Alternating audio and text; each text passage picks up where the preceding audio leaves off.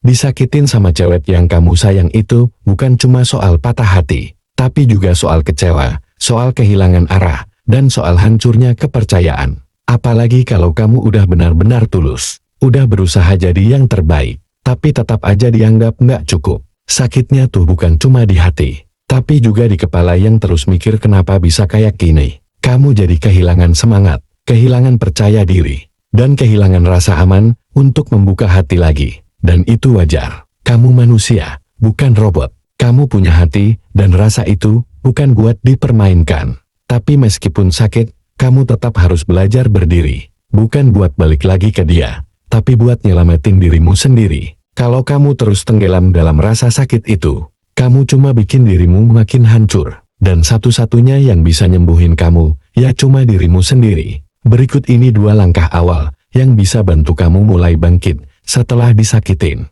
Jangan buru-buru, baca pelan-pelan, resapi, dan jalanin sesuai waktumu. 1. Terima rasa sakit itu, jangan pura-pura kuat. Setelah disakitin, banyak orang langsung pasang topeng. Pura-pura bahagia, pura-pura nggak peduli. Padahal dalam hati hancur, penuh luka, dan bingung harus gimana. Kalau kamu terus pura-pura kuat, kamu justru makin memperpanjang proses penyembuhan. Kamu harus berani jujur sama dirimu sendiri. Kalau memang sedih, ya sedih aja. Kalau memang sakit, ya akui aja sakit. Nggak perlu gengsi buat nangis atau curhat. Itu bukan tanda kamu lemah, tapi tanda kamu sedang belajar menerima kenyataan. Karena cuma orang yang berani hadapi rasa sakit, yang bisa benar-benar sembuh. Jangan dengerin omongan orang yang bilang kamu harus cepat move on. Setiap orang punya waktu masing-masing untuk pulih. Yang penting, kamu nggak berhenti di tempat. Sedih boleh, tapi jangan selamanya tinggal di sana. Lama-lama, kamu akan sadar bahwa rasa sakit itu bukan akhir segalanya, tapi awal dari prosesmu untuk jadi lebih kuat. Dan dari situ, kamu pelan-pelan mulai bisa melepaskan semua hal yang menyakiti kamu. 2. Berhenti cari tahu tentang dia, walaupun kamu masih peduli. Ini bagian yang paling susah buat banyak orang. Setelah disakitin, hati kamu masih penasaran. Dia sekarang gimana? Dia bahagia nggak? Dia nyesam, atau nggak ninggalin kamu? Pertanyaan-pertanyaan itu muncul terus di kepala. Dan kamu pun, tanpa sadar mulai stalking. Buka profilnya. Lihat story-nya. Cek siapa aja yang dia follow. Semua itu kamu lakuin. Padahal kamu tahu itu nyakitin diri sendiri. Kamu harus sadar, semakin kamu terhubung sama dia, semakin kamu susah buat sembuh. Hapus jejaknya dari hidupmu. Kalau perlu, unfollow atau blokir.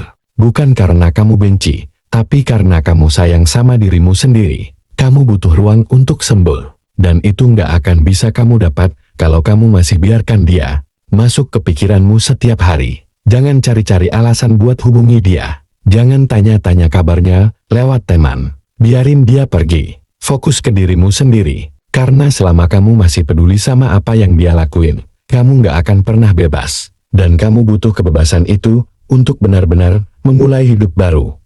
3. Jangan salahkan dirimu sendiri atas apa yang terjadi. Salah satu hal paling menyakitkan setelah disakiti cewek adalah ketika kamu mulai menyalahkan diri sendiri. Kamu mikir, apa aku kurang baik? Atau aku terlalu posesif? Mungkin aku terlalu cepat jatuh cinta? Dan akhirnya, kamu merasa semua yang terjadi itu salahmu sendiri. Padahal, hubungan itu dijalani oleh 2 orang. Kalau ada yang rusak, bukan sepenuhnya tanggung jawabmu. Kamu mungkin punya kekurangan, itu wajar. Tapi disakitin, ditinggalin, atau dikhianati bukan berarti kamu pantas menerima perlakuan seperti itu. Cewek yang benar-benar sayang, gak akan nyakitin kamu dengan sengaja. Dia akan komunikasiin masalah, bukan kabur atau nyakitin diam-diam. Jadi, jangan biarkan rasa bersalah terus hidup dalam pikiranmu. Kamu udah berusaha, kamu udah tulus. Kalau dia tetap pergi atau nyakitin, itu bukan salahmu. Itu berarti dia belum cukup dewasa atau belum tahu cara menghargai orang yang benar-benar peduli. Kamu nggak perlu berubah jadi orang lain hanya karena seseorang gagal menghargai dirimu yang sebenarnya. Pelan-pelan maafkan dirimu sendiri. Bilang ke diri sendiri, aku sudah cukup. Dan kamu memang cukup. Hanya saja dia bukan orang yang tepat untuk melihat itu.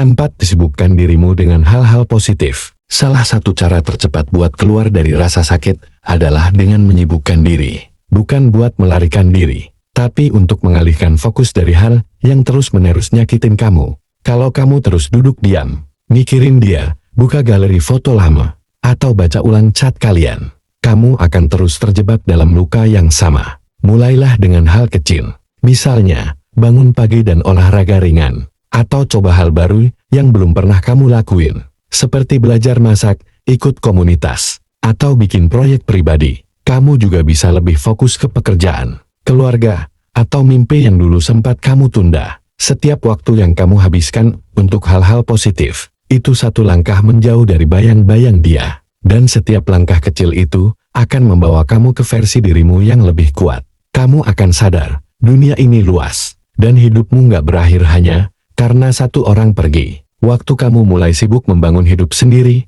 kamu akan lihat, ternyata kamu bisa bahagia, meski tanpa dia.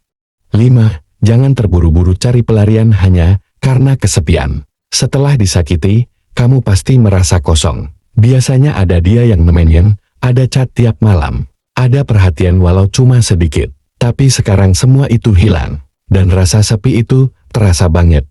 Apalagi saat kamu sendirian. Di saat seperti ini, kamu mungkin tergoda untuk cari pelarian. Cepat-cepat buka hati ke orang baru. Chat siapa aja yang nyambung. Asal ada yang perhatian, langsung kamu respon lebih. Tapi hati-hati. Bukan karena kamu benar-benar suka, tapi karena kamu ingin isi kekosongan itu. Kamu ingin sembuh, tapi dengan cara yang salah. Dan itu justru bisa menyakiti orang lain, juga menyakiti dirimu sendiri. Jangan gunakan orang lain sebagai obat. Karena luka di hati kamu itu harus disembuhkan, bukan ditutup-tutupi. Pelarian hanya bikin kamu ketagihan kenyamanan palsu. Tapi ketika kenyataan datang, kamu tetap harus hadapi rasa sakit yang belum selesai. Jadi, lebih baik tahan sebentar. Nikmati proses sendiri dulu. Biar kamu tahu, kamu bisa bahagia tak bergantung pada siapa-siapa. Dan saat kamu benar-benar siap, barulah kamu buka hati. Bukan karena butuh pelarian, tapi karena kamu memang ingin memberi, bukan cuma mencari. 6. Bicara pada orang yang kamu percaya. Jangan dipendam sendiri. Luka yang dipendam sendirian itu seperti racun. Pelan-pelan nyebar, nyakitin kamu dari dalam, dan bikin kamu makin terpuruk. Kadang kamu mikir, ya perlu cerita, nanti juga sembuh sendiri. Tapi makin lama kamu simpan sendiri, makin berat beban itu rasanya. Kamu butuh tempat buat meluapkan perasaanmu. Entah itu sahabat, keluarga, atau orang yang benar-benar kamu percaya. Cerita aja, gak perlu malu, gak perlu takut dikira lemah. Kadang kamu gak butuh solusi, cuma butuh didengar. Dan saat kamu bisa ungkapin semuanya, hati kamu jadi lebih lega. Kamu tahu kamu gak sendiri. Kamu tahu ada orang yang peduli, dan gak ninggalin kamu meskipun kamu lagi hancur. Kalau kamu belum punya orang yang bisa dipercaya, kamu bisa nulis semuanya di buku harian atau catatan pribadi. Yang penting, jangan biarkan semuanya mengendap di pikiranmu sendiri. Karena semakin kamu berbagi, semakin ringan luka itu terasa. Dan perlahan, kamu akan merasa lebih kuat dari yang kamu kira. 7. Jangan kepo soal dia lagi, jauhi semua yang bikin kamu makin sakit. Salah satu kesalahan yang sering dilakukan setelah disakiti adalah tetap mencari tahu tentang dia. Kamu kepoin media sosialnya, lihat story-nya diam-diam, cari tahu dia jalan sama siapa, atau bahkan berharap dia update sesuatu yang bisa bikin kamu lega. Tapi kenyataannya, yang kamu temui justru makin bikin hati hancur. Kamu lihat dia bahagia seolah nggak terjadi apa-apa, atau dia udah dekat sama orang lain, padahal kamu masih berjuang sembuh. Kepoin dia itu kayak garuk luka yang belum kering. Kelihatannya melegakan, tapi sebenarnya bikin makin perih. Jadi, kamu harus tegas pada dirimu sendiri. Unfollow, mute, atau bahkan blokir kalau perlu. Bukan karena kamu benci, tapi karena kamu peduli sama kesehatan mentalmu sendiri. Kamu nggak perlu tahu lagi tentang hidupnya. Fokuslah pada hidupmu sendiri. Semakin kamu jauh dari semua hal yang berhubungan dengan dia, semakin cepat hatimu pulih. Ini bukan soal ego, tapi soal menyelamatkan dirimu dari rasa sakit yang terus berulang. Berhenti kepo itu bukan lemah, justru itu tanda kamu mulai kuat. 8. Jangan berharap dia minta maaf atau sadar udah nyakitin kamu. Banyak orang yang terluka karena terus menunggu satu hal, ucapan maaf yang gak pernah datang. Kamu berharap suatu hari dia sadar, datang dan bilang, maaf ya, aku salah udah nyakitin kamu. Kamu nunggu, berharap dia ngerti betapa hancurnya perasaanmu saat itu. Tapi kenyataannya, penyesalan dari orang lain bukan sesuatu yang bisa kamu kontrol. Gak semua orang punya hati yang peka terhadap kesalahan sendiri. Dan semakin kamu nunggu permintaan maaf itu, semakin kamu terjebak di masa lalu. Jangan gantungkan penyembuhanmu pada sikap orang lain. Kamu gak perlu dia sadar untuk bisa move on. Kamu gak butuh dia minta maaf supaya kamu bisa sembuh. Kamu bisa sembuh karena kamu memilih untuk memaafkan. Bukan karena dia sadar. Maafkan bukan buat dia, tapi buat dirimu sendiri. Supaya kamu gak lagi membawa beban yang gak semestinya kamu pikul. Supaya kamu bebas dari bayang-bayang luka yang dia tinggalkan. Dan kamu bisa melangkah lebih ringan ke hidup yang lebih tenang. 9. Fokus pada diri sendiri dan kembali bangun impian yang sempat tertunda. Saat disakiti, seringkali kamu merasa seperti kehilangan arah. Segala hal yang sebelumnya penting, seperti impian dan tujuan hidup, jadi terasa nggak berarti. Kamu mungkin merasa hampa dan merasa seakan hidupmu berhenti setelah kejadian itu.